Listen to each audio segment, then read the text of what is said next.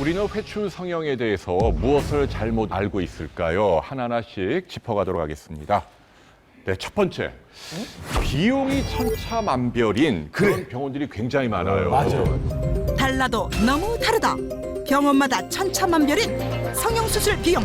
그 이유는 뭘까? 이거 왜 그럴까요? 네, 뭐 여러 가지 이벤트 같은 거 인터넷상에서 광고도 되고 하는데 왜 이렇게 병원마다 다 다른지. 시술 비용이 터무니없이 낮다. 이거는 일단 뭔가 문제가 있다고 봐야 됩니다. 뭐 일반 상품도 마찬가지잖아요.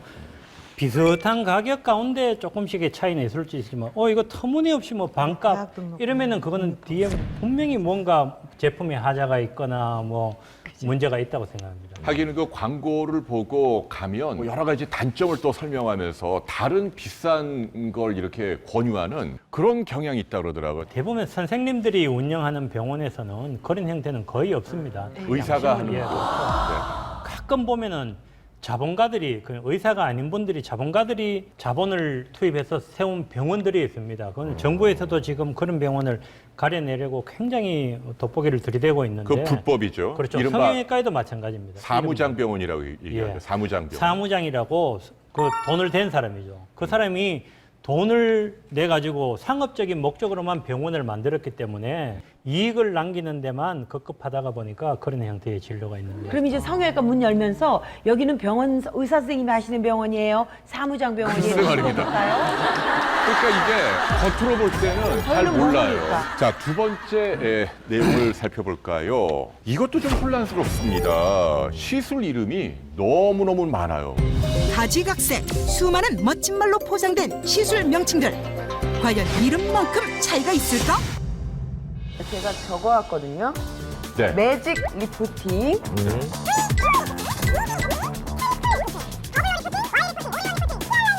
이거 왜 그래요? 이게 다 리프팅 종류예요. 그러게. 이거 왜 머리 이렇게 나쁜 된 놈은 건가요? 외우지도 못하겠네.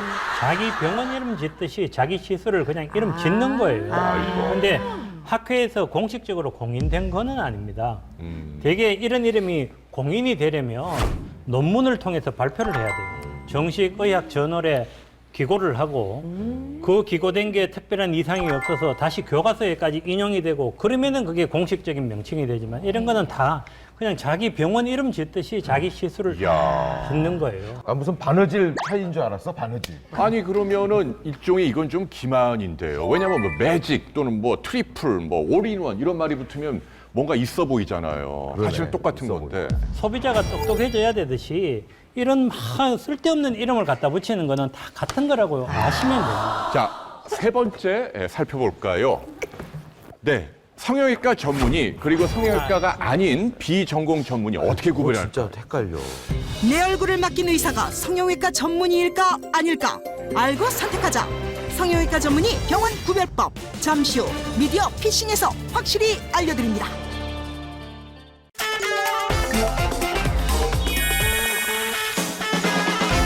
사실은 요즘은 안타깝습니다만은 이 진료 과목의 경기가 무너진 것 같아요. 맞아요. 심지어는 뭐 네. 산부인과, 뭐 내과, 뭐 소아과, 뭐 그런 분들이 다 이렇게 뭐 점도 빼고 레이저도 하고 그럼요. 이런 성형 수술도 하거든요. 사실 뭐 법적으로는 아무 상관이 없습니다. 나도 배가 아픈 환자 치료할 수가 있고 다른 과 이비인후과나 산부인과 선생님이 성형 수술을 하는 거 충분히 할 수가 있습니다. 또 개인적으로 손재주가 아주 좋다거나 하면은 특정 수술을 충분히 잘 할 수는 있습니다.